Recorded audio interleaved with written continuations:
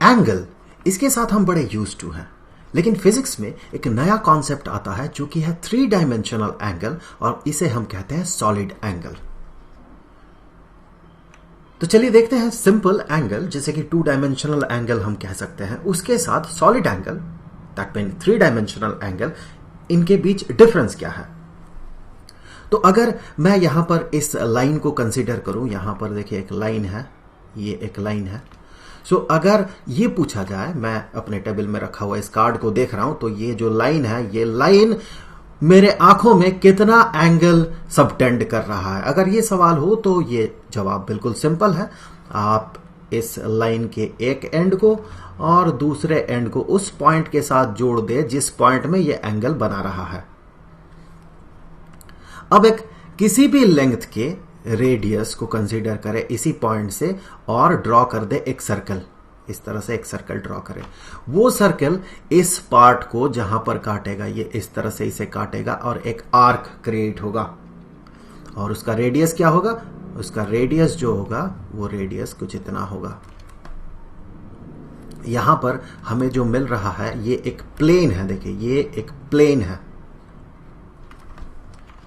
अब अगर एंगल पूछा जाए कि ये वाला एंगल कितना है, तो ये एंगल हम कहते हैं, अगर यहां पर ये जो रेडियस है, जिस रेडियस का सर्कल हमने ड्रॉ किया था जिसके कारण ये आर्क बना, ये रेडियस अगर आर हो और यहां पर ये जो आर्क लेंथ है, ये आर्क लेंथ ये अगर एल हो, तो हम कहते हैं एंगल, जो कि 2 डायमेंशनल एंगल है, एंगल इज इक्वल टू जो आर्क लेंथ बना डिवाइडेड बाय जो रेडियस है। देखिए दोनों लेंथ्स हैं, तो ये एक यूनिट लेस क्वांटिटी है। तो एंगल हमें पता है ये यूनिट लेस क्वांटिटी है, और एसआई सिस्टम में इसे हम मेजर करते हैं, इसे एक नाम दे देते हैं यूनिट को, जबकि ये यूनिट लेस है, फिर भी इसका एक यूनिट के तौर पे हमने नाम दिया है, वो है रेडियन।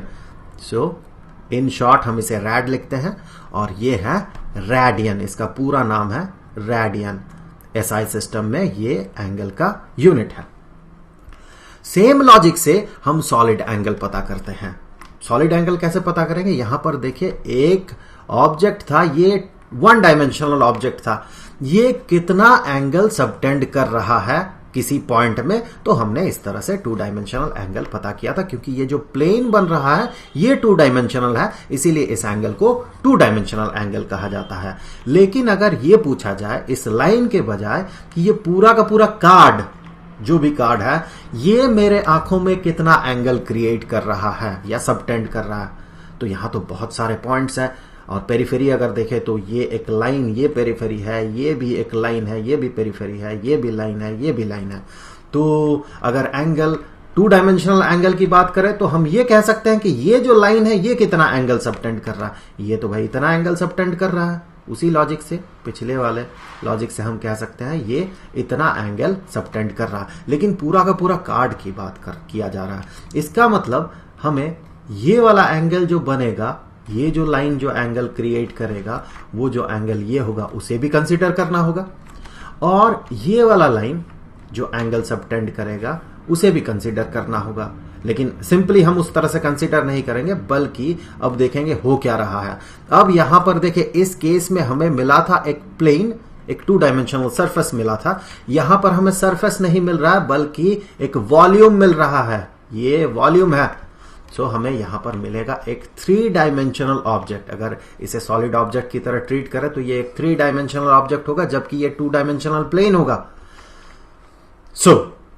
अब क्या किया जाए, एंगल पता करेंगे तो बड़ा आसान है। कोई भी एक रैंडम रेडियस मान के यहां पर आप एक सर्कल ड्रॉ कर दे तो यहां पर बनेगा आर्क, तो आप ये एंगल पता कर सकते हैं, मान ले θ1।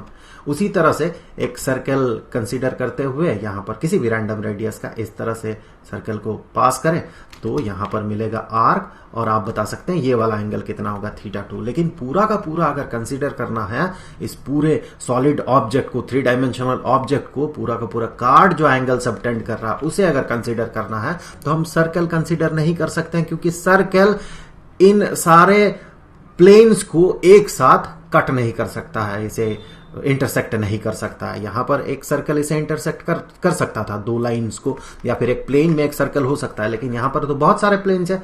ये एक प्लेन हो गया, यहां पर ये एक प्लेन हो गया, इस तरह से पीछे भी एक प्लेन है और उस साइड में, इस साइड में एक प्लेन है। 4 प्लेन्स है, तो 4 प्लेन को एक सर्कल काट नहीं सकता है, इंटरसेक्ट नहीं कर सकता है। तो हमें क्या करना होगा, सर्कल अगर 2 डायमेंशनल ऑब्जेक्ट है या फिर कहे 2 डायमेंशनल फिगर है, तो उसी का एनालॉगस फिगर 3 डायमेंशन में क्या होगा, स्फीयर होगा।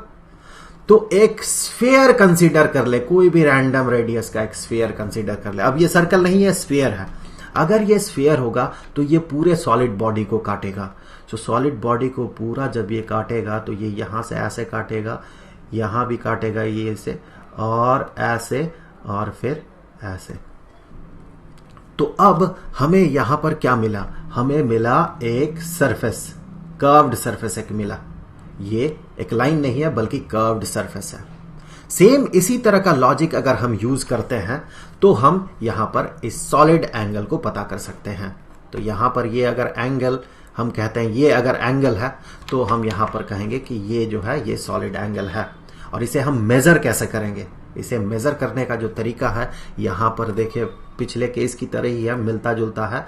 यहां पर अगर रेडियस r है, याद रखें इस केस में भी कि सॉलिड एंगल भी यूनिटलेस होगा। जैसे एंगल यूनिटलेस होता है लेकिन फिर भी हम उसे एक नाम दे देते हैं रेडियन एसआई सिस्टम में, उसी तरह से सॉलिड एंगल ये भी यूनिटलेस होगा।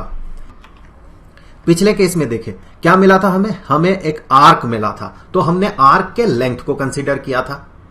यहां पर देखिए हमें क्या मिल रहा, हमें यहां पर एक सरफेस मिल रहा। तो सरफेस का तो लेंथ नहीं होता है, सरफेस का क्या होता है, सरफेस का एरिया होता है।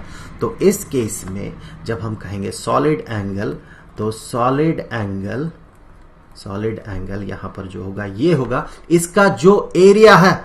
तो यहां पर इसका जो एरिया है इसे हमने ए नाम दे दिया, तो हम कहेंगे कि ये होगा ए डिवाइडेड बाय, आप सोचे क्या होगा ये, क्या हम यहां आर लिखें, इसे यूनिट लेस होना है और एरिया होता है लेंथ का स्क्वायर।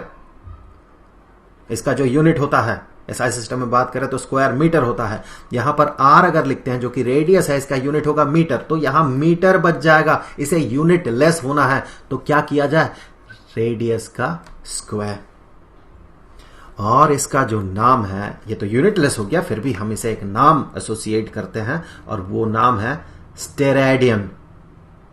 पूरा नाम अगर लिखे तो ये होता है स्टेरेडियन। इसे स्क्वायर रेडियन या फिर रेडियन स्क्वायर्ड भी कहा जाता है।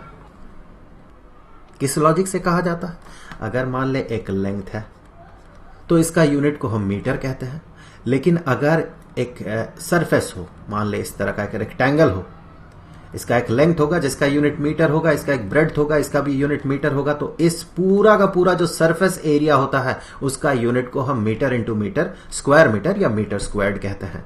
उसी लॉजिक से यहां पर एक एंगल बनेगा, यहां पर एक एंगल बना, रेडियन बना, यहां भी एक रेडियन बनेगा, सो रेडियन स्क्वायर्ड। इसी लॉजिक से हम इसे रेडियन स्क्वायर्ड भी कहते हैं। तो ये था बड़ा बेसिक सा वीडियो सॉलिड एंगल पे। आगे आपको और भी सॉलिड एंगल्स से रिलेटेड बहुत सारे वीडियोस मिलने वाले हैं, तो बने रहिए हमारे साथ। मिलते हैं आपसे अगले वीडियो में, तब तक के लिए गुड बाय।